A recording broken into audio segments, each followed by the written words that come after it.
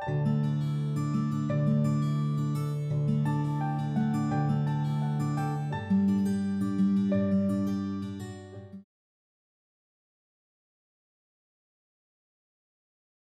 오늘 이제 여러분들과 함께 실제적으로 여러분 생활에서 잘 활용하실 수 있는 거, 물론 여러분들이 몸에 있는 염증, 항암, 항염, 항균 작용을 위해서 여러 가지 천연 치료제들을 많이 드세요. 뭐 미국에서 오신 분들은 뭐 천연으로 된 골든실루트나 에키네시아 뭐 이런 것들로 이제 항암 작용, 항염 작용을 돕는 분들도 많고. 자, 그런데 이제 인도 아유르베다 의학에서 많이 활용하던 대체 의학의 대가이신 아시죠? 그래서 이제 그런 분들이 활용하시던 그런 것들을 또 이제 덧붙여서 닐 버나드 박사도 오늘 이렇게 이야기합니다. 통증 잡는 음식이라는 닐 버나드 박사님의 저서 가운데 보면 염증을 없애는 방법이 많이 나옵니다. 그 중에 이제 여러분들이 쉽게 활용할 수 있는 것들을 오늘 일부에서 좀 살펴보겠습니다. 자, 오늘 일부 제목은 한 달 동안 생강 한 티스푼을 먹었더니, 예, 밥 숟가락 아니고 차 숟가락입니다. 염증이 사라졌어요 하는 분들이 너무 많이 생겼어요. 그래서 이제 신문에 많이 보도됐던 내용인데요. 자, 특별히 관절염이나 통증을 치료하는데 탁월한 효능을 가지고 있는 생강. 중국에서도 생강을 많이 활용하죠. 제가 중국에 갔더니 요리에 생강을 많이 활용하시더라고요. 우리나라도 6, 70년대에 생강을 많이 썼어요. 김장하면 막 몇백 포기씩 하면서 제가 어릴 적 기억이 나거든요. 근데 요새는 생강을 잘 활용을 안 하세요. 그죠? 그래서 오늘 이번 강의를 통해서 여러분들이 염증을 억제하는 데 생강이 얼마나 좋은 작용을 하는지 한번 살펴보도록 하겠습니다. 자, 특별히 이제 양념이 음식의 풍미를 더해 준다는 것은 우리 주부님들은 모두 다 아는 사실입니다. 그런데 이 양념은요, 특별히 인도의 향신료들을 싫어하시는 분들이 많은데, 바질이나 뭐 여러 가지 허브 향들을 싫어하시는 분들이 많은데, 저는 로푸드를 할 때 제가 요리를 하면 뭐 감자 샐러드를 하고 난 다음에도 그 위에 바질이나 이런 여러 가지 허브 종류를 많이 활용합니다. 이 향신료는 맛의 풍미도 더해주지만 이 건강에 영양학적인 효능이 많이 있습니다. 그래서 오늘 이번 시간에 좀 살펴보겠습니다. 여기 보시는 것처럼 양념은 음식의 풍미를 더해주기도 하지만 우리의 건강을 레벨을 올려주는데 좋은 역할을 합니다. 그래서 사실 우리 몸이 양념을 요구할 때가 많아요. 약간 미식미식하고 울렁울렁 될 때는 여러분들이 뭐 강황이나 마늘 또는 이렇게 생강 예, 이런 것들을 종종 활용할 때가 있죠. 특별히 이제 기생충이 많으면 이런 강한 향신료를 요구할 때가 많습니다. 정향나무가 뭔지 아시죠? 라일락 나무입니다. 미국에서는 정향이 라일락인데 여러분들이 기생충이 많을 때 닥터 클락 박사 평생토록 기생충만 연구하신 클락 박사는 거기는 기생충 빼고는 시체예요. 그죠? 그런데 그렇게 암 환자도 안전하게 쓰실 수 있는 클락 박사의 기생충의 대표적인 게 바로 정향나무, 라일락 나무 오일을 추출해서 몸속에 있는 모든 기생충과 염증들을 잡아냅니다. 그죠? 그 다음에 이제 블랙 호두 오일, 검은 호두나무 오일이 또 그렇게 많은 효능을 발휘하는데, 자, 마늘은 특별히 콜레스테롤 수치가 낮은 음식으로 많이 알려져 있어서 가장 많이 사용되는 양념 중에 하나이기도 하고, 여러분들이 왜 지난 시간에 그 부위별 유방암, 간암, 뭐 폐암, 신장암 다 살펴봤어요. 전립선암, 위암, 가장 효능이 있었던 이 알리과 성분들 그리고 십자합과 채소들이 이 종양을 억제하는 데 가장 탁월한 효능이 있는 것을 보게 되는데 그 중에 1위가 마늘이었죠. 예, 그래서 마늘을 이제 한국 분들이 마늘을 너무 많이 센 걸로 드시기 때문에 그렇지, 여러분들이 적당량을 자극적이지 않게 드시면 우리 몸에 있는 염증들 이런 것들을 억제하는 데 상당히 도움이 됩니다. 자, 그런데 이제 마늘 외에도 건강에 좋은 양념들이 상당히 많이 있습니다. 자, 실험을 통해서 염증을 가라앉히는 효과가 아주 탁월하게 입증된 양념이 있는데 그 중에 으뜸이 바로 생강입니다. 요새 이제 주부님들이 김장철이라 생강하고 마늘들을 많이 활용하실 거예요. 그래서 아마 이 강의를 들으시면 생강을 여러분들이 조금 적절하게 활용하시는 거 여러분 몸에 이제 염증 수치를 줄이는 데 상당히 도움이 됩니다. 그리고 한겨울에는 몸을 따뜻하게 하는 기능도 성분도 있지만 생강차를 조금 활용하시는 것도 좋고, 요리에다가 생강을 적절히 활용하시는 게 염증을 줄이는 데 상당히 도움이 됩니다. 왜냐하면 생강에는 바로 이 염증을 일으키는 프로스타글란딘을 만드는 이 효소를 억제하고 차단하는 이 탁월한 효능이 있습니다. 그래서 실제로 인도의 전통적인 아유르베다 의학에서는 이 관절염이나 몸에 통증이 있거나 할 때 그 통증을 억제하고 이 관절염을 치료할 때 생강을 치료제로 많이 활용했습니다. 자, 1980년대 후반부터 이 덴마크의 한 의료진이 생강의 효과에 대해서 연구를 했습니다. 연구가 진행되는 동안 일반 환자들이 자발적으로 그 효능을 입증해 준 일이 있었어요. 이런 경우는 정말 드뭅니다.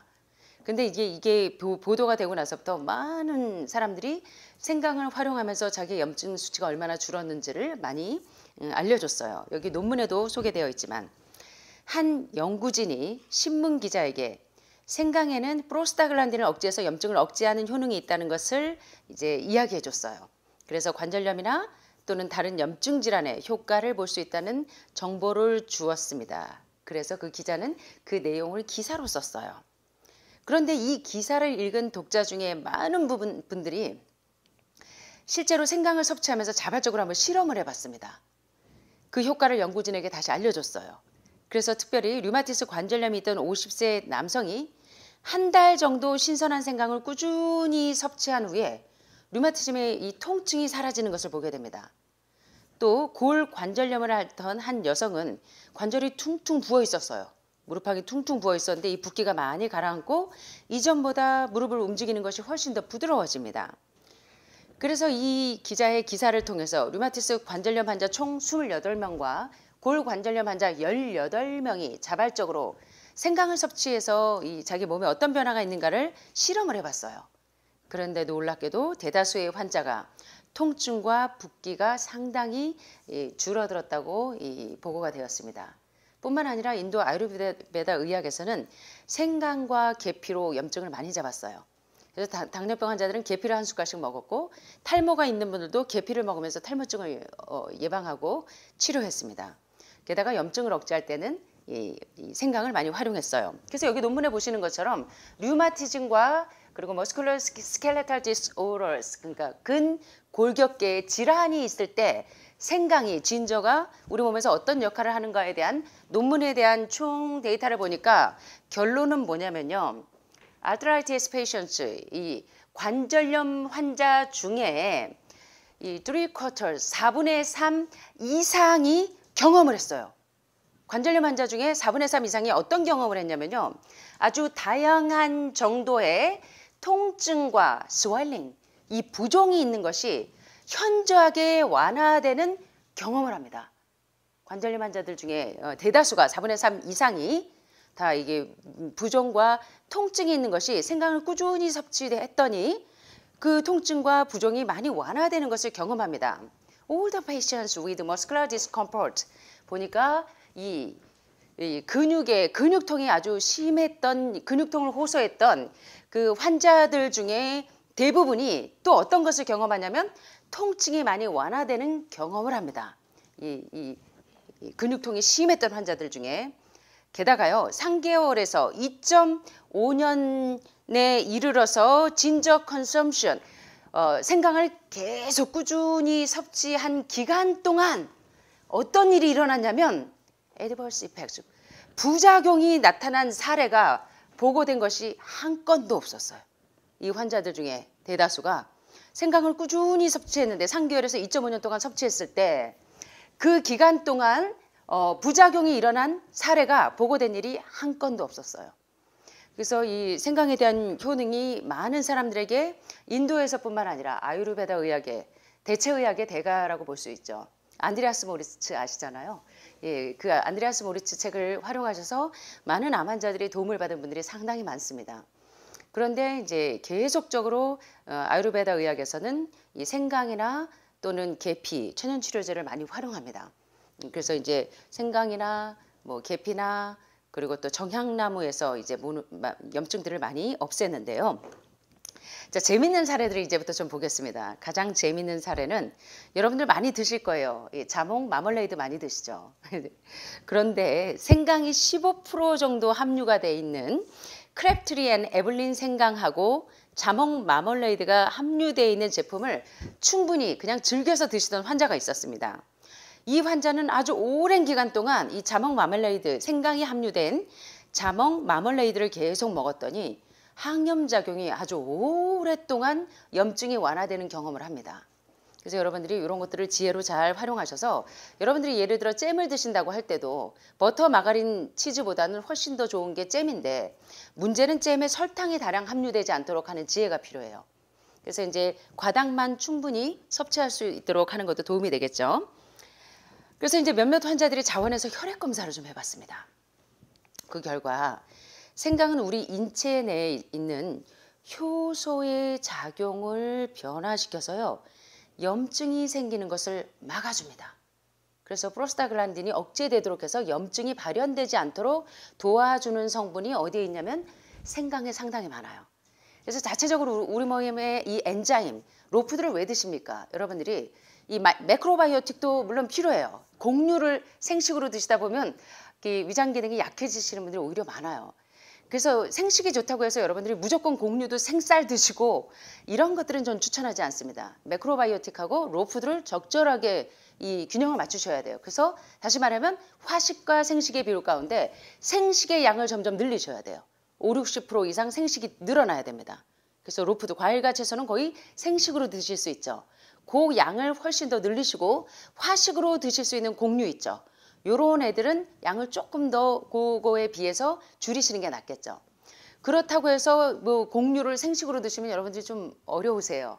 그래서 몸을 따뜻하게 하는 기능도 있기 때문에 생식과 화식을 적절하게 조율하는 것이 좋은데 왜 로푸드 양을 비율을 늘리시냐면 효소가 파괴되지 않는 음식을 로푸드라고 하죠. 날것에라는 뜻이 있지만 그렇다고 센 것만 드시라는 게 아니라 50도 이하로 효소가 파괴되지 않게 드시는 것을 로푸드라고 해요. 그래서 제 요리책의 앞부분은 저지방 채식 식단이고 뒷부분 절반은 로푸드예요.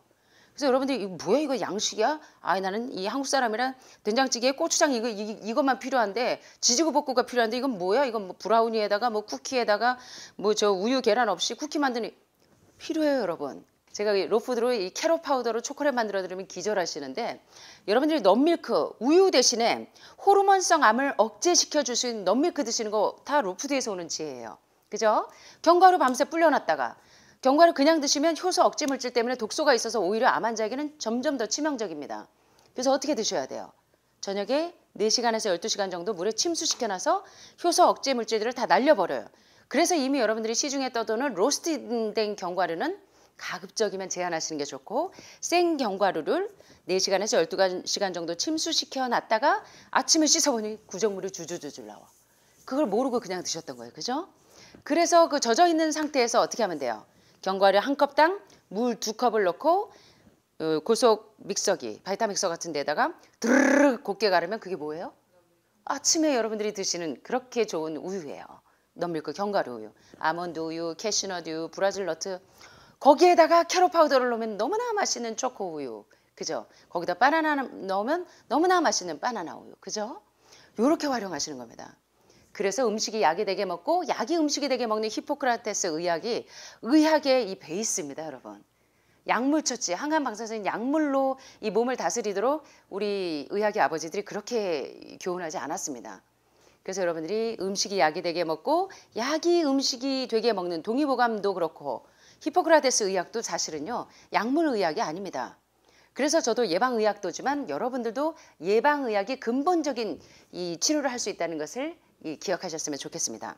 자, 그래서 환자들이 연구실에서 실험한 것과 아주 동일한 결과를 보입니다. 15%의 생강이 함유되어 있는 자몽 마멀레이드를 먹었더니 염증이 이 프로스타글란딘을 억제시켜서 염증이 생기지 않도록 다시 발현되지 않도록 도움을 준다는 것을 알게 됐어요. 그렇지만 이제 수많은 이 논문과 제약회사에서 이걸 후원할 수 있을 만한 그런 단체가 아직 나타나지 않았기 때문에 진짜 생강과 가짜약, 플라시보죠. 이게 마음으로 믿으면 그렇게 된다고 생각하는 이 플라시보의 효과를 통해서 아직 정확한 통제된 실험이 진행되지는 않았으나 수많은 이제 논문들이 이제 서서히 지금 발현되고 있는데 의료진은 통제된 실험이 부족하다는 점을 N 오브 1 연구라는 방법을 통해서 많은 이제 통계 데이터를 통해서 점점 더 이 실험이 구체화되어야 할 단계에는 있습니다. 자, 그러나 아유르베다 의학에서 입증하듯이 하루에 적당한 생강 섭취량 얼마 정도가 적당할까요? 여기 보니까 생강가루 2분의 1 티스푼이나 1 티스푼 정도인데 어떤 사람들은 생강이 염증작용을 너무 많이 하니까 몸에 뭐 신장에 결석도 많고 담석도 많고 염증 상태가 많으신 분들은 뭐 질염, 칸디다 질염 있는 분들은 생강을 하루에 4숟갈씩 드시는 분들도 있어요. 그러고 나서 자기가 가려움증이 없어졌다는 분들도 제가 종종 들었습니다. 그렇다고 여러분들 오늘부터 아침에도 한 숟갈, 점심에도 한 숟갈, 저녁에도 한 숟갈, 점저에 한 숟갈 너무 이렇게 드시라는 건 아니고 적당히. 그래서 제가 저희 이모님들에게 주방에서 요리할 때 생강가루를 조금씩 활용하시도록, 캐럿 파우더도 굉장히 좋은 비타민과 미네랄이 있기 때문에 로푸드를 할 때 요거를 활용하도록 많이 권면을 합니다. 그래서 우리 주부님들이 집에 가셔서 요리하실 때 염증 수치를 줄이기 위해서 생강과 마늘을 적당히 활용하시는 거 상당히 도움이 됩니다. 자, 그래서 어느 정도가 적당량이냐? 하루에 반 스푼에서 한 티스푼 정도가 좋습니다. 예, 이렇게 섭취를 시작한 다음에 1개월에서 4개월 정도 여러분들이 한번 꾸준히 실험해 보시면 좋겠습니다. 아직까지요, 지금까지도 생강의 부작용은 제가 한 건도 듣지 못했습니다. 저도. 그리고 많은 이 대체의학도들도 생강을 활용하시면서 부작용이 있다는 사례를 듣지 못했어요. 그래서 제가 지금 이제 개발한 밀키트가 이제 아마 12월 말쯤에 나올 것 같은데 1, 2, 3 스텝으로 하늘마을 식단처럼 먹고 싶은데요. 그거를 참 실천하기가 어려워요. 제가 이 도시 아파트에 사는데 어디서 케일을 키워요? 어디서 신선초를? 어디서 모링가를? 어디서 계피를? 어디서 생강을? 하셔서 제가 이제 저희 그 유기농 회사하고 조인해서 이 일을 할 때 어떻게 했냐면 생강, 계피 다 들어갑니다. 그래서 1단계에서 여러분들이 녹즙을 드실 때 뭐 신선초나 케일이나 뭐 이런 아주 좋은 채소과하고 이제 당뇨를 억제할 수 있는 성분들 뭐 모링가나 여러 가지를 다 넣기도 하고 거기에 필수로 체온을 올리기 위해서도 염증을 줄이기 위해서도 생강을 넣습니다. 그래서 약간 그런 생강 알싸한 맛이 아주 기분 좋은 맛이 납니다. 그래서 여러분들이 미국 정부에서도요, 생강은 아주 안전한 화학물질로, 그래서 generally recognized as safe로 분류하고 있기 때문에 여러분들이 생강을 활용하시는 것은 아직까지 저도 28년 동안 수많은 이 서적을 보고 연구하고 또 예방의학과 보안의학을 공부하면서 생강으로 부작용이 있었다는 사례는 한 건도 아직 듣지 못했습니다. 그렇다고 또 너무 좋다고 위에 염증이 있고 막 이런 분들이 산도가 조금 높은 거가 들어가거나 약간 그 예민하신 분들은 그래도 조금 주의하시는 게 좋습니다. 뭐 생강 좋다고 했다고 뭐 아침에도 한 숟갈, 점심에도 한 숟갈 이렇게 하지 마시고 지혜롭게 요리에도 잘 활용하시고요. 자, 여기서 생강과 비슷한 효능을 가지고 있는 것이 여기서 보시는 것처럼 여러분들이 기생충 할 때 여러분 몸속에 있는 이 머리끝, 이 편보충근, 선보충근, 돼지고기 많이 드신 분들은 선보충균이 뇌 혈관 속에 많이 서식해 있죠. 그래서 제가 이제 기생충학을 공부하다 보니까 와우, 그 아프리카의 엘리펀트 병이라고 있습니다. 코끼리 다리처럼 이만해지는 그게 그 아주 작은 미생물 그런 기생충에 의해서 온몸의 염증 상태가 아주 심하게 발현되는 것들. 그리고 또 물이 정수되지 않은 물에서 거기 각종 이 미생물에 의해서 이 기생충이 감염된 사례들을 공부하면서 제가 아주 기절을 한 적이 있는데 왜 많은 암 전문가들이 암 환자들에게 있어서 암은 해독이 답이고 해독이 된 상태에서는 산소가 세포 속으로 들어갈 수가 있기 때문에 암은 산소가 답이라는 그런 명제를 제시했는지를 이해를 하게 됐어요. 제가 28년 동안 여러분들과 더불어 살면서. 그러면서 왜 중증 요양병동이나 중증 암 환자들을 케어하는 분들이 5단계 해독으로 온몸에 있는 독소를 아주 체계적으로 차근차근 머리끝부터 발끝까지 있는 기생충들 다 빼내고 어떤 분들은 1년 내내 그래서 유튜브에서 여러분들 보셨잖아요. 알벤다졸, 펜벤다졸 먹었더니 암 환자들이 통증이 사라졌습니다. 또는 염증 수치가 또는 종양표시자 수치가 떨어졌어요 하는 사례들을 많이 보면서 한동안 뭐 알벤다졸, 펜벤다졸 막 신드롬이 있었죠. 예, 그래서 많이들 활용하셨는데 사실 암 환자들이나 조금 이제 제 건강을 생각하신다면 클락 박사의 정향 나무 오일을 활용한 것들 또는 블랙호드 오일을 활용하셔서 안전하게 하시면 더 좋겠죠. 그래서 이 정향은 미국에서 원어가 라일락 나무입니다. 그래서 라일락 나무 향이 아주 좋아요. 그런데 이게 우리 몸속에 있는 기생충들과 세균들을 무진장 많이 빼냅니다. 그래서 이 닥터 클락 박사의 기생충 제거제에 반드시 들어가는 게 정향유입니다. 그 다음에 검은 호두나무 오일이고, 예, 그래서 한 가지가 더 있죠. 그래서 이 정향 오일이나 마늘 지난 시간에 배우셨어요. 위암부터 전립선암까지 머리끝부터 발끝까지 항암 작용이 가장 탁월했던 것이 바로 마늘이었어요. 예. 그 다음에 울금이 뭔지 아시죠? 예, 이 강황과 울금은 같은 과예요. 그래서 동양권에서는 강황보다는 울금이 구하기가 쉬우실 겁니다. 뭐 인도 쪽이나 이런 쪽에서도. 그래서 여러분들이 염증을 줄이기 위해서 하버드 의대나 존스 홉킨스에서도 전립선이나 난소암이나 유방암 같은 호르몬성 암환들에게 염증을 줄이기 위해서 세 가지를 같이 쓴다 그랬죠. 뭐였죠? 여러분 매일 드시고 계시는 히포스, 도마도를 오래 졸여서 이 레시틴은 끓이면 끓일수록 리코펜 상승 효과가 올라가기 때문에 도마도를 오래 졸인 거에다가 뭐 들어가죠? 바로 이 강황이 들어가요. 이 강황이 들어가면 염증 수치를 팍 줄여줘요. 그리고 또 한 가지 아연 성분이 같이 함께 들어가면 염증 수치가 팍팍 줍니다. 그래서 전립선 암 환자에게만 특효약이 아니에요. 근데 따로따로 먹었더니 효과가 없어요. 얘는 꼭 같이 써야지 시너지 효과가 있어요. 그래서 아침마다 여러분들이 입맛이 없어도 히포습 도마도습에다가 저걸 무슨 맛으로 드실까 내가 봐도 참 맛없겠다 싶은데 도마도습에다가 강황가루 넣고 또 호박씨 넣고 아연으로 해서 이렇게 꼭꼭꼭꼭 씹어 드시면서 여러분의 염증 수치를 줄이려고 많이들 노력하시는데 이게 바로 약입니다. 그래서 아침에 브로콜리, 콜리플라워, 도마도, 뭐 양배추 이거 다 뭐냐면 약이에요. 약. 이게 여러분들이 히포크라테스 의학을 따라하는 겁니다. 예방의학이고 보완의학이고 대체의학이고 영양의학입니다. 그래서 음식이 한번 따라해 볼까요? 음식이 약이 되게 하고 약이 음식이 되게 하는 원리가 바로 이 원리입니다. 그래서 여러분들이 이렇게 지금 그걸 배우려고 이제 여기 오셨죠. 그 다음에 큐민이 뭔지 아시죠? 여러분들 좋아하시는 카레, 커큐민 성분. 그래서 위암 환자들, 췌장암 환자에게 이 강황이나 이 커큐민 성분들 다 같죠. 이런 애들이 향은 약간 독특하고 조금 이 비위에 안 맞을 수 있으나 사실은 얘네들이 염증을 억제하는 프로스타글란딘이 생성되지 못하도록 억제하는데 탁월한 기능을 가지고 있는 애들이 바로 정향, 마늘, 울금, 커큐민이에요. 그래서 여러분들이 기생충 제거하실 때 보시면 어때요? 막 기생충들이 편충 막 아주 신나게 나오죠. 얘네들이 안에 있는 염증들을 쫙쫙 끄집어냅니다. 그래서 양념으로도 쓰지만 마치 비타민 B12를 천연 조미료로 쓰지만 치즈가루처럼 맛도 고소하면서 염증 수치가 발현되지 않도록 도와주잖아요. 그래서 이런 것들을 활용하시는 것이 얼마나 도움이 되는지 모릅니다. 특별히요. 유방이나 또 몸에 어떤 궤양성 질환으로 이렇게 상처가 있거나 할 때 인도에서는 어떻게 활용했냐면 울금이 없는 분들은 강황을 쓰시면 돼요. 강황과 울금. 아시아권에서는 울금이 더 많이 구하기가 쉽기 때문에 울금을 피부에 염증이 있거나 뭐 알러지나 뭐 두드러기 막 아주 심하게 화농성 균이 있을 때 이 피부에 바르거나 하루에 5g 정도 이렇게 먹게 하면 염증이 엄청나게 빨리 억제가 됩니다.